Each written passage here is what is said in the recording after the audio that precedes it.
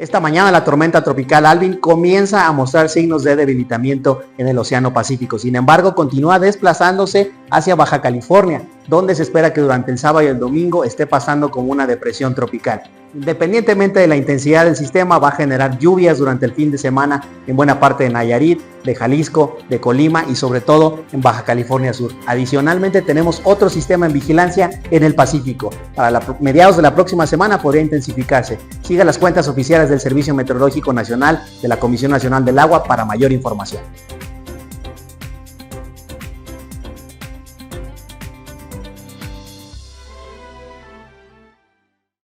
Gobierno de México.